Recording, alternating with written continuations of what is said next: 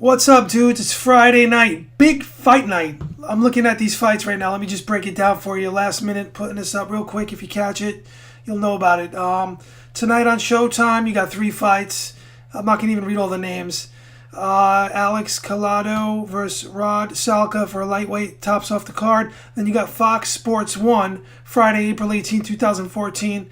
Alan Sanchez versus Silva, welterweights. So you go down to ESPN, you got Boxino, which I'm really looking forward to. And you got, should be good, Kopalenko, I'm probably not saying his name right, versus Willie Monroe Jr., Vitaly Kopalenko. Brandon Adams versus Raymond Gattaca. And then tomorrow night, that's why we're here right now. Tomorrow night, you got on Showtime. I'm going to just break it down real quick. This is really fast. I wasn't going to put this video out. So let me put this out. Let's do the 3-fight prediction, okay? Showtime, tomorrow night. Bernard Executioner Hopkins, 49 years old. That's ridiculous. You know, you bet against Hopkins, and it's understandable. That's the one prediction where anyone could say he's going to lose because he's 49 years old. He is fighting this guy, Beibut Shumenov. I watched him on YouTube yesterday, did my homework on him. I had no idea who this man was, to be quite honest.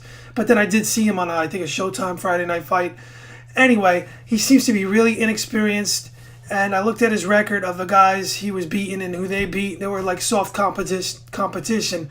So you figure with someone like Bernard Hopkins at 49 years old, fighting for the light heavyweight world championship, it's for the IBF-WBA light heavyweight titles, and you got to say to yourself, well, a young Hopkins or even a Hopkins in his 30s is going to beat this guy because this guy's inexperienced. But the guy looks like he's a slick boxer for his that weight.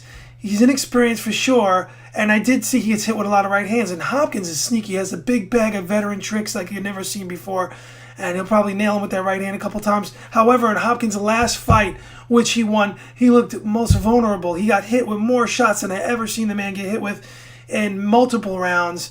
So this fight is winnable for Beibut Shumenov, but I'm going to go with B-Hop. Because you got to give the veteran, the cagey veteran, he has so many tricks. If he gets tired, he'll act like he got hit low. He'll bend down to the shot. He'll take the full 5 minutes or take 3 minutes, like so many fighters. They don't take the full minutes when they get a low blow. He'll do whatever has to be done. Bernard Hopkins is a master craftsman in the ring. He's a ring general, and at his age, he's adaptive to fighting slow, and he's amazing at adapting to his age, slowing up the old legs, the 49-year-old physique. And he will know what to do when he has to do it. He'll take the rest. He'll figure out a way to win. And anything can go wrong. He can easily get injured, and he can get out of that fight and probably retain the titles because he's slick. But I'm going to have to pick Hopkins real quick. Let's do this real quick. Peter Quillin versus Lukas Konecny. I know I'm saying his name wrong. I'm not going to watch a lie and watch his YouTube, pause it, and then say his name right. You know, I'm not a professional at this. So they're fighting for the WBA middleweight championship. Sorry, WBO.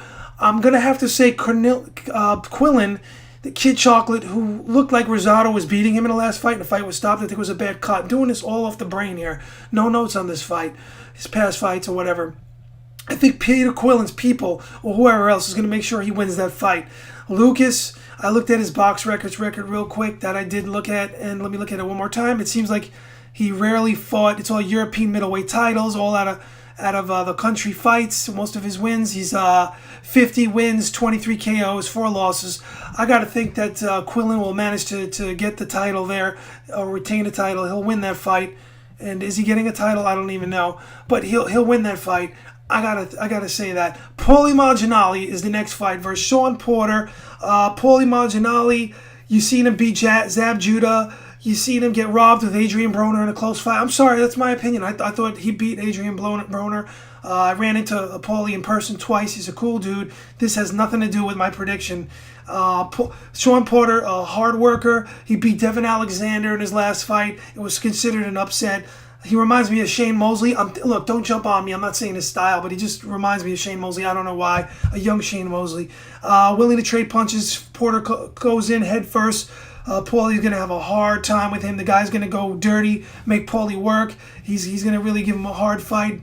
And when I say dirty, he's going to, he's a really, really, really physical fighter, this Shawn Porter. And if you don't know about him, it's good. It's going to be a good fight. Paulie's going to use that jab, try to stick and move like with Cotto, though this guy goes forward, Porter. And I think Porter's going to outwork Paulie Malignaggi as much as I want to see Paulie win. And I think that's my predictions for tomorrow night. And maybe I'll be wrong on all 3 predictions. Who knows? Or maybe I'll be right.